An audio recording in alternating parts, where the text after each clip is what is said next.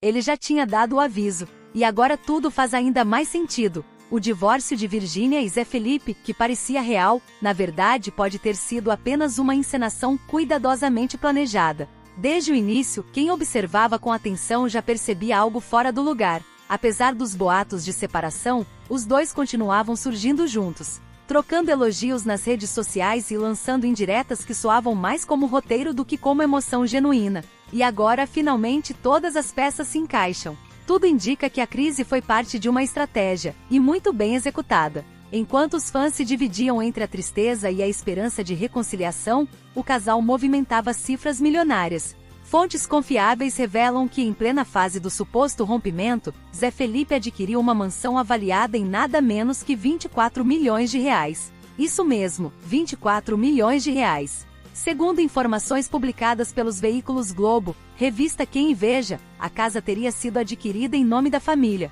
o que levanta ainda mais dúvidas sobre a veracidade da separação. Afinal, quem compra uma casa desse porte em meio a um divórcio?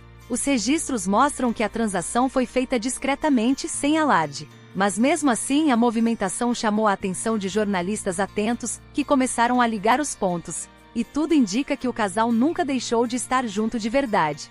Essa compra milionária pode ser a maior prova de que o relacionamento não terminou coisa nenhuma. O público se pergunta, teria sido tudo uma jogada de marketing? Uma forma de manter os holofotes voltados para o casal, aumentar engajamento nas redes e, claro, garantir mais contratos publicitários? Por enquanto, ninguém confirma oficialmente.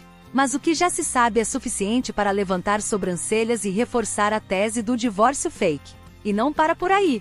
Uma fonte próxima ao casal revelou que Padre Fábio de Mello teria feito um comentário nos bastidores que deixou muita gente de queixo caído. O que será que ele sabe? Qual foi a reação dele ao ver tudo isso acontecendo? No próximo capítulo, você vai descobrir essa informação exclusiva e entender como um simples comentário do padre pode mudar tudo o que pensávamos sobre essa história. Prepare-se, porque as revelações estão só começando. Logo após os rumores do divórcio, uma mudança importante aconteceu. Virgínia deixou Goiânia e se instalou em Alphaville, uma das áreas mais nobres da Grande São Paulo. A escolha do local não foi por acaso. É uma região discreta, com segurança reforçada, onde muitas celebridades vivem longe dos holofotes. Mas o que chamou mesmo a atenção foram os bastidores dessa mudança.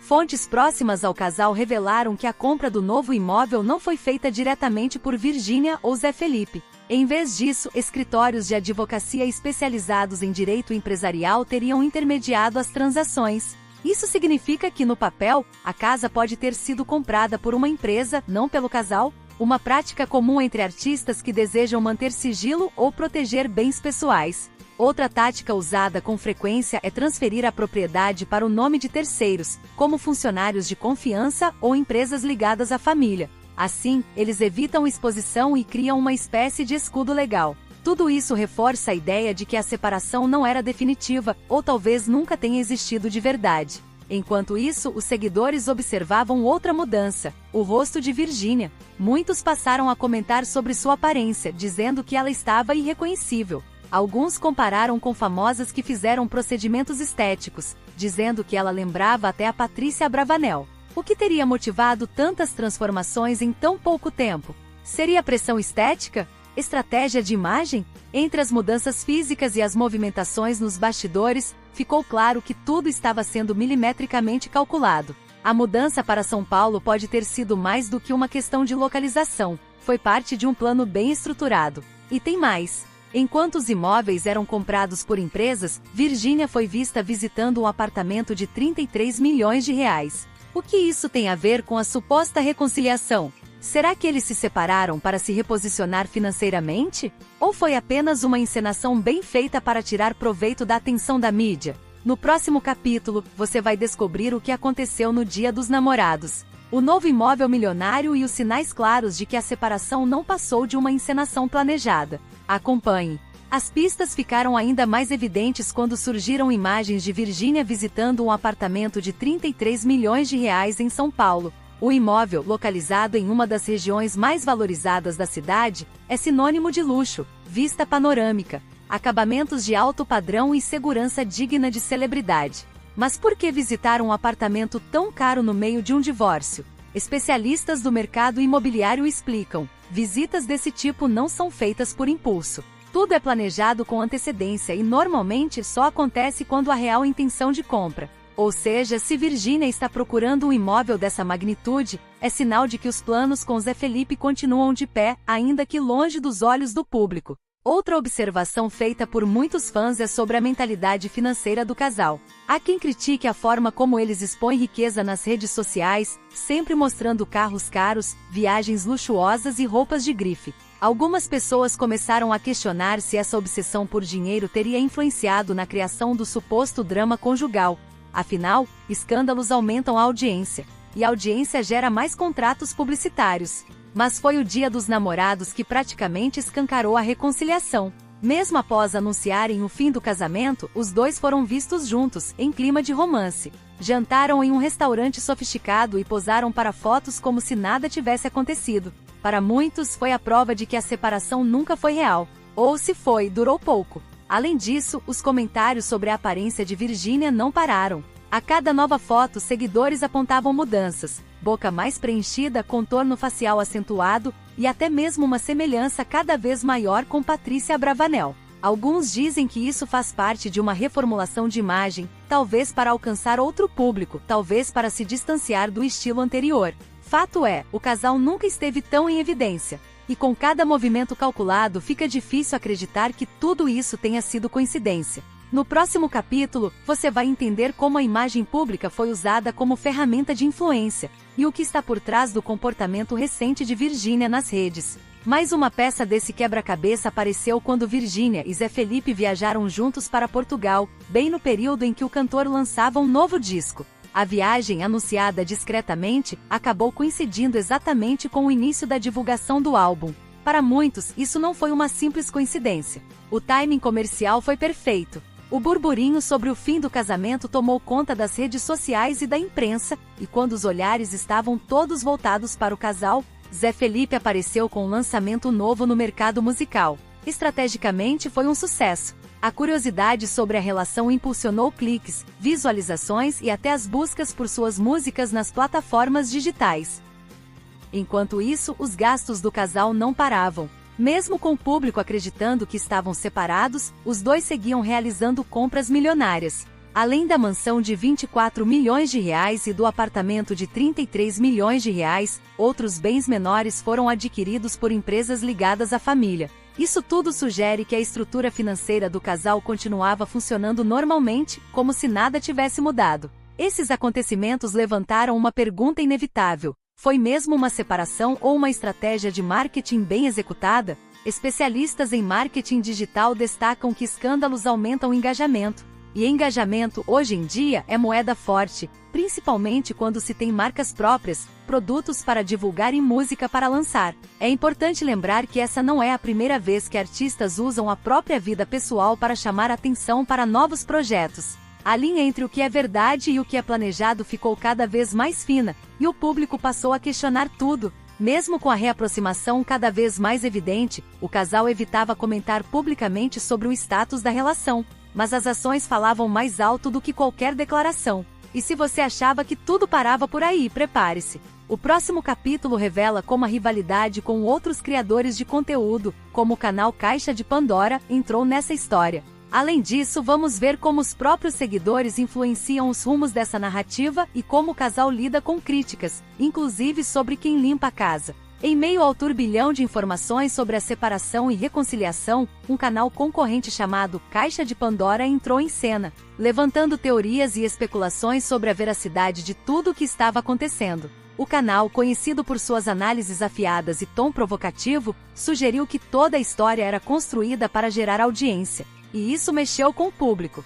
Zé Felipe e Virgínia, mesmo sem citar nomes, começaram a responder indiretamente nos stories e vídeos. Em um deles, Zé ironizou o conteúdo dos investigadores da internet, enquanto Virgínia fazia questão de manter a aparência tranquila, como se nada estivesse incomodando. Mas nem tudo se resume a polêmicas externas. Uma crítica inusitada surgiu nos comentários dos vídeos. Alguns seguidores questionaram por que a casa do casal estava sempre limpa, insinuando que aquilo era artificial, montado apenas para a câmera. A resposta veio rápida e direta: Virgínia mencionou sem rodeios que eles têm mais de 30 funcionários cuidando da rotina da mansão. A revelação surpreendeu muita gente. Entre babás, motoristas, cozinheiras, seguranças e assessores, o casal mantém uma estrutura quase empresarial dentro de casa. Isso reforça a imagem de um império construído em torno da própria imagem pública, algo que vai muito além de um simples casamento. Ao mesmo tempo, críticas sobre a plataforma do YouTube começaram a surgir. Zé Felipe comentou, em tom de desabafo, sobre a mudança no tamanho das placas de reconhecimento que o YouTube envia aos criadores. Segundo ele, a nova versão ficou menor e menos imponente, o que, para alguns, parece um sinal de que a plataforma está desvalorizando os produtores de conteúdo mais antigos. Enquanto os bastidores fervem, o casal segue interagindo com seus seguidores como se tudo estivesse sob controle. Mas as respostas, mesmo sutis, mostram que eles estão atentos a tudo, aos rivais, aos comentários e, principalmente, ao impacto que cada palavra tem na construção da sua imagem. No próximo capítulo, você vai descobrir como a fé, a religiosidade e a participação de Padre Fábio de Mello podem ter influenciado diretamente o rumo dessa história. Uma fala dele, pouco divulgada, pode mudar tudo o que você pensava até agora. Enquanto o público tentava entender o que realmente estava acontecendo com Virgínia e Zé Felipe, uma nova tensão tomou conta dos bastidores do YouTube. A rivalidade com o canal concorrente Caixa de Pandora deixou de ser indireta e passou a ganhar contornos mais explícitos. A disputa por audiência ficou acirrada. O Caixa de Pandora, conhecido por suas análises polêmicas, chegou a incentivar os seguidores de Virgínia a abandonarem seu canal e consumirem conteúdos mais sérios e investigativos.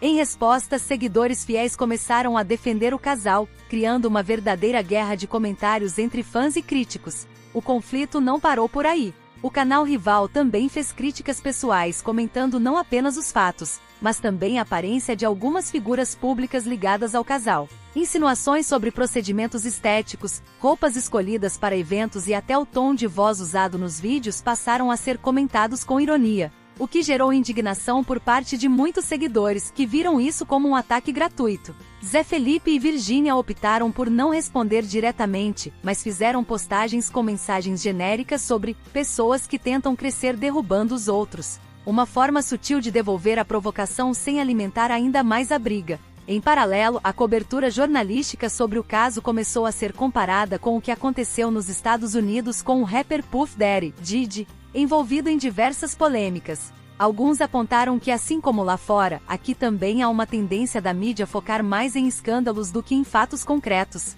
A semelhança entre os dois casos levantou debates. Estaríamos vivendo uma nova era da exposição pública onde o entretenimento supera a verdade? O fato é que a rivalidade entre os canais de conteúdo virou parte do espetáculo. E para o público é cada vez mais difícil distinguir o que é opinião, o que é informação e o que é provocação. Mas o enredo continua. E no próximo capítulo entramos em uma nova polêmica, a rotina de treinos de Virgínia e os comentários sobre fisiculturismo, dieta extrema e até o uso de anabolizantes. Prepare-se para uma conversa quente sobre saúde, imagem e pressão estética no mundo dos famosos. Enquanto a vida do casal segue sob os holofotes, um novo tema começou a chamar a atenção: o estilo de vida fitness adotado por Virgínia. Nos últimos meses, ela compartilhou cada vez mais detalhes de sua rotina na academia, e o que era apenas conteúdo inspirador virou tema de debate acalorado. Segundo ela, a nova rotina inclui 2 treinos por dia, com cerca de 2 horas cada. Os vídeos mostram treinos intensos, musculação pesada e acompanhamento de personal trainer. Para muitos seguidores, isso demonstra disciplina e foco. Para outros, levanta questões sobre até onde vale a pena ir em nome da aparência. As especulações aumentaram quando começaram a circular boatos sobre o possível uso de anabolizantes, popularmente chamados de bomba. Apesar de não haver nenhuma confirmação, alguns comentaristas disseram que as mudanças no corpo da influenciadora aconteceram rápido demais. Especialistas lembram que transformações corporais significativas em pouco tempo geralmente exigem mais do que apenas dieta e treino. Outro detalhe que virou motivo de crítica foi o estilo das postagens. Fotos de Virgínia fazendo poses exageradas com a língua de fora dividiram opiniões. Alguns acharam divertido e espontâneo, outros consideraram forçado e até vulgar. Como sempre, as redes sociais viraram palco de julgamentos, e cada detalhe vira motivo para debate. Além do treino pesado, a alimentação da influenciadora também mudou. Em entrevistas e postagens, ela revelou que segue uma dieta extremamente controlada baseada em ovo, brócolis, batata doce e frango grelhado. É uma alimentação típica de fisiculturistas, com baixa gordura e alta proteína. Os fãs mais antigos se perguntam, essa mudança radical é algo que ela realmente deseja ou está seguindo uma tendência para se manter relevante? Afinal, em um ambiente onde a imagem é tudo, manter o corpo dentro dos padrões parece uma exigência constante. O que está claro é que Virginia está passando por uma fase intensa de transformação, física e emocional. Mas até que ponto isso é saudável? No próximo capítulo vamos entender como a espiritualidade e a fala de Padre Fábio de Mello podem ter influenciado esse novo momento. Uma reflexão inesperada pode trazer um olhar diferente sobre tudo isso. Depois de 3 meses afastado da academia, o narrador decidiu voltar à rotina de treinos. A pausa havia sido necessária por conta de viagens, compromissos e também cansaço acumulado. Mas o retorno foi revelador. A experiência em uma academia conhecida de Goiânia, frequentada por diversos famosos e influenciadores, despertou reflexões profundas sobre saúde, vaidade e os limites do corpo. Logo nos primeiros dias, ficou evidente que o ambiente havia mudado. Pessoas gravando vídeos o tempo todo, poses estudadas diante do espelho e treinos coreografados para os stories. Entre aparelhos de musculação e halteres, o que se via era uma disputa silenciosa por visibilidade. E isso trouxe à tona uma questão importante: até que ponto a academia virou palco, e não espaço de cuidado com o corpo?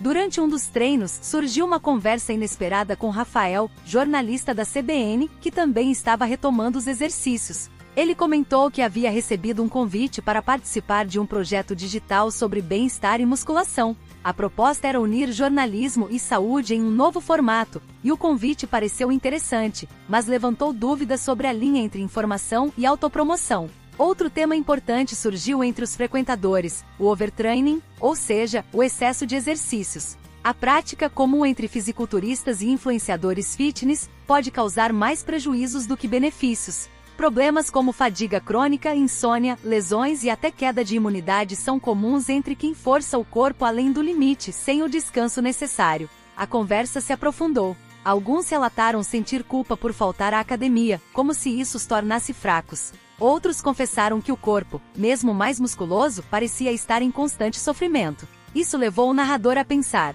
o que estamos buscando quando treinamos tanto? Saúde? Autoestima? Aprovação? Essas reflexões marcaram o retorno à rotina, que agora acontecia com mais consciência. O objetivo não era mais apenas o corpo ideal, mas o equilíbrio entre esforço, descanso e propósito. E essa busca por equilíbrio continua no próximo capítulo, onde vamos entender como o corpo responde à ausência de treino. O que acontece com os músculos parados e por que treinar pernas pode ser mais importante do que você imagina. Muita gente acredita que depois de treinar por meses, os resultados ficam guardados no corpo. Mas a realidade é diferente. Quando uma pessoa para de treinar, começa a perder massa muscular em poucas semanas. Isso é parte de um processo natural chamado catabolismo muscular, onde o corpo, percebendo que não está mais usando aqueles músculos com frequência, começa a economizar energia e desfaz parte do que foi construído. Essa reação é, na verdade, um sinal de inteligência biológica. O corpo humano é extremamente eficiente. Se um tecido exige muita energia para ser mantido, mas não está sendo usado, ele será reduzido. Por isso, quando uma pessoa deixa de treinar, os músculos não somem do nada, mas diminuem gradativamente para poupar energia. Esse processo levou o narrador a refletir sobre o real propósito de buscar grandes músculos. No mundo do fisiculturismo, o foco é o volume, a simetria e a estética. Mas fora do palco surge uma pergunta: de que servem músculos tão grandes se não ajudam nas atividades do dia a dia? Para a maioria das pessoas, força funcional, aquela que permite subir escadas com facilidade, carregar sacolas ou brincar com os filhos, é mais útil do que músculos hipertrofiados apenas para mostrar. Isso não significa que o fisiculturismo não tenha valor. Pelo contrário, ele exige disciplina, foco e dedicação. Mas talvez, para quem não vive disso, o equilíbrio faça mais sentido. Nesse contexto, o treino de pernas se destaca como essencial. Embora muitas pessoas ainda o evitem, ele traz benefícios que vão além da estética. Treinar membros inferiores ativa os maiores grupos musculares do corpo, como quadríceps, glúteos e isquiotibiais. Isso gera um gasto calórico maior, melhora o equilíbrio, a postura e até o desempenho em atividades simples como caminhar ou levantar da cadeira. Além disso, o treino de pernas estimula a liberação de hormônios importantes, como testosterona e GH, que beneficiam o corpo todo. Ou seja, não se trata apenas de estética, é uma questão de saúde e funcionalidade. No próximo capítulo voltamos ao universo das celebridades, para analisar como espiritualidade, fé e a presença de figuras como o Padre Fábio de Mello têm moldado a narrativa pública de influenciadores. Acompanhe. Em meio à busca por saúde, performance e bem-estar, um novo elemento entrou na conversa: a conexão entre corpo e mente. O narrador, observando a evolução da vida fitness ao seu redor, refletiu sobre como muitos esquecem que o corpo não é só físico, ele também responde ao emocional, ao espiritual e à forma como conduzimos nossos pensamentos. Foi nesse contexto que surgiu a informação de que uma grande academia em Goiânia recebeu um investimento de mais de 10 milhões de reais. O espaço oferece equipamentos de última geração, tecnologia de avaliação corporal e suplementos de alta performance. Entre eles, destaque para a creatina, um dos mais populares entre atletas e amadores. A creatina de fato tem seus benefícios, melhora o desempenho, aumenta a força e contribui para o ganho de massa muscular. Porém, como todo suplemento, também possui efeitos colaterais se usada de forma inadequada, como retenção de líquidos e sobrecarga renal, especialmente em quem não mantém boa hidratação. Mas enquanto muitos investem em tecnologia e suplementos, há quem escolha outro caminho. O narrador passou a se interessar pelo xamanismo, uma prática ancestral focada na espiritualidade e na conexão com a natureza. Uma das práticas mais marcantes são as caminhadas silenciosas e longas, feitas sem destino fixo, com o objetivo de ouvir a própria mente, entender os limites do corpo e observar o mundo ao redor. Durante a pesquisa, descobriu histórias de grupos que participaram de expedições xamânicas sem dinheiro algum. Eles viajavam por semanas, contando com a ajuda de desconhecidos, buscando abrigo, comida e experiências reais, tudo sem R$1 no bolso. A ideia era romper com a lógica da escassez, confiar no fluxo da vida e redescobrir o valor da solidariedade. Essa dualidade, entre alta tecnologia fitness e práticas ancestrais, fez surgir um novo olhar sobre o que realmente significa estar saudável. Talvez a verdadeira saúde esteja em equilibrar os dois mundos, cuidar do corpo com ciência, mas sem esquecer da alma e da simplicidade. Ao longo de toda essa jornada entre separações, mansões, treinos intensos e espiritualidade, uma reflexão se impôs: nem tudo que reluz é ouro. O narrador passou a comparar canais de conteúdo e percebeu algo curioso. A qualidade técnica, a iluminação e a edição fazem muita diferença na forma como recebemos a mensagem. Mas nem sempre o mais bonito é o mais verdadeiro. Um vídeo bem produzido pode criar a ilusão de sucesso, inteligência e autoridade. Mas ao vivo, no contato direto, a realidade é outra. Pessoas que parecem confiantes na tela mostram insegurança fora dela. Quem exibe riqueza nas redes muitas vezes enfrenta dificuldades que não aparecem nas postagens. Essa diferença entre aparência e realidade foi ficando cada vez mais clara. E então surgiu uma ideia que parecia contraditória para o mundo atual: não querer ser rico. O narrador percebeu que quanto mais corria atrás do dinheiro, mais distante ficava de si mesmo. A pressão para manter uma imagem de sucesso, de corpo perfeito, de conquistas materiais, tudo isso cobra um preço alto. Em conversas com amigos, ele dizia: não quero ser pobre, mas também não quero viver correndo atrás de luxo. Prefiro a liberdade de não precisar provar nada a ninguém. Essa escolha, por mais simples que pareça, é revolucionária em um mundo onde quase tudo gira em torno de status e consumo. A ideia de manter uma vida financeiramente simples, mesmo tendo oportunidades de enriquecer, não é comum. Mas para o narrador era um caminho mais leve. Significava poder dizer não a projetos que não faziam sentido, evitar o excesso de exposição e viver com mais autenticidade. No fim, o que fica é a certeza de que cada escolha molda não só a vida que vivemos, mas também a pessoa que nos tornamos. Entre o palco e os bastidores, entre o filtro e a pele real, entre o luxo e o essencial, há um espaço onde somos simplesmente nós, e isso pode ser mais do que suficiente. Fim, ou talvez apenas o começo de uma nova consciência.